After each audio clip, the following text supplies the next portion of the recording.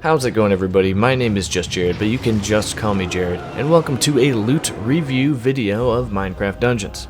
Now, we might call this more of a loot preview because I've only played the beta of Minecraft Dungeons, but the game releases in 3 days, and from what I've read and seen online, most of my thoughts from the beta regarding loot remain true in the full game.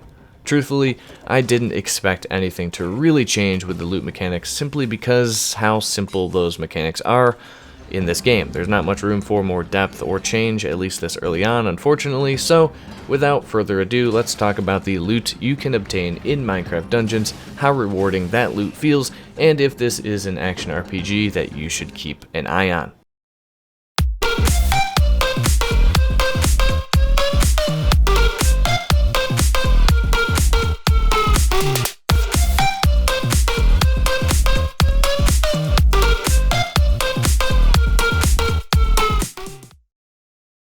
Minecraft Dungeons works like most other action RPGs in terms of gameplay in its simplest form. You play solo or in a group of up to 4 friends. You make your way through a story through different locations, each having branching dungeons and paths that take you to different places, mysterious caves, temples where you can kill more guys. You kill enemies in this game. It's the enemies from Minecraft, who would have thought. There's bosses thrown in there too. You've got the equivalent of a loot goblin from Diablo, but it's a loot pig. You pick up tons of loot. That's basically what's happening here. If you complete the story, you can keep building up your overall power level by completing higher difficulty dungeons and equipping better and better gear, with the better term really just being an increase in numbers like damage or armor. The most apparent difference from other mainstream action RPGs is the no-class system. You can play whatever playstyle you want because the artifacts, weapons, and armor you equip dictate how you play. Is this a good thing or a bad thing? Well, we're going to talk about it.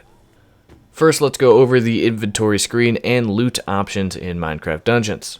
Slots include melee weapon, ranged weapon, armor set, and 3 artifacts. Note that yes, you only have 1 slot for armor. It's not like Diablo or any of the other popular ARPGs where you've got like shoulders and chest and helmet. You got one. Weapons include the likes of swords, axes, bows, staffs, longbows, sickles, pickaxes, among others.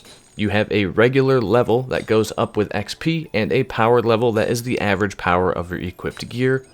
Emeralds is the only currency in the game, and you use them to buy random artifacts and gear from the blacksmith and other shops in the main hub area once you progress through some of the story. Each time you level up, you also get enchantment points, which can be spent on upgrading your weapons and armor with different enchantments.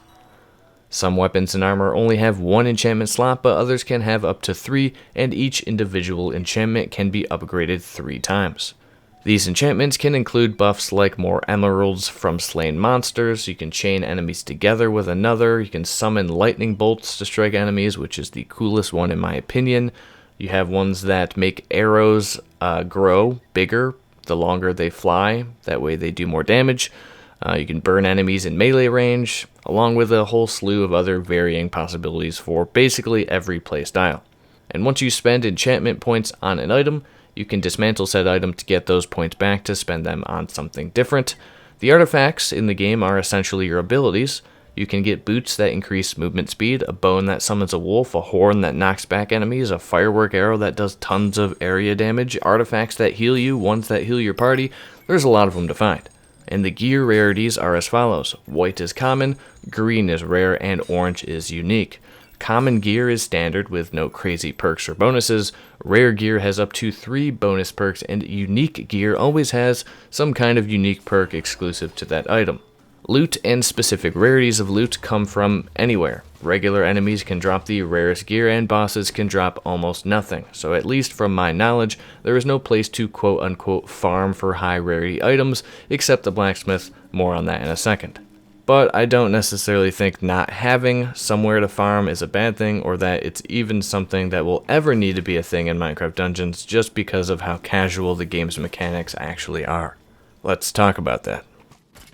See, there's no real depth in Minecraft Dungeons, which is something I had a feeling would be the case back when it was announced. Only having 1 slot for armor and only having 3 rarities, with the common rarity basically being a throwaway rarity, meaning that you won't ever consider equipping them once you're past a certain level. None of that really screams depth and character customization like at all. Knowing that you have a 1 in 3 chance of getting the rarest quality item doesn't scream rare at all either. Especially when you can get the unique items to drop at your power level from just spending emeralds at the blacksmith. After 7 hours of playing the beta, I got 1 unique item, but after visiting the blacksmith and spending all the emeralds I got from those 7 hours of game time, I got a handful of uniques and multiples of the same ones. If this isn't changed in the main game at release, the best way to get high level uniques will just be standing at the blacksmith pressing a button, which is not fun. And if Minecraft Dungeons is trying to be anything, it's fun. Minecraft Dungeons is a casual action RPG. Casual, that is fun to play alongside some friends. It's not necessarily super challenging, although it could be at super high difficulties. I wouldn't know because I don't see myself taking on those higher level missions because the loot doesn't feel worth it and the progression doesn't feel impactful or meaningful enough. The game just doesn't have the depth in terms of mechanics or loot or builds or playstyles to keep me entertained for long periods of time or to encourage me to keep growing my power level. It also doesn't help that there are no classes. Making the items you have equipped dictate how you play limits how you play solely based on how lucky you are with item drops. The whole intent behind the classless system is to not limit the player on how they want to play, but somehow they simultaneously accidentally still limited how you play. It sucks and it probably wasn't intended, but it's definitely apparent. If you want to play as a ranged character who utilizes bows, for example, you have to hope that you get a bow that's your power level with the bonuses you like, hope that you get armor that gives you bow perks, and artifacts that give you arrow abilities. Until then, you're going to use what the game gives you, like it or not. And if down the road you want to switch up how you play, you'll have to wait again for whatever you want to drop. Now you're probably saying, well, why can't I just hold on to items that I may want to use in the future? That way I can switch my bow build out for a tank build and vice versa whenever I feel like it.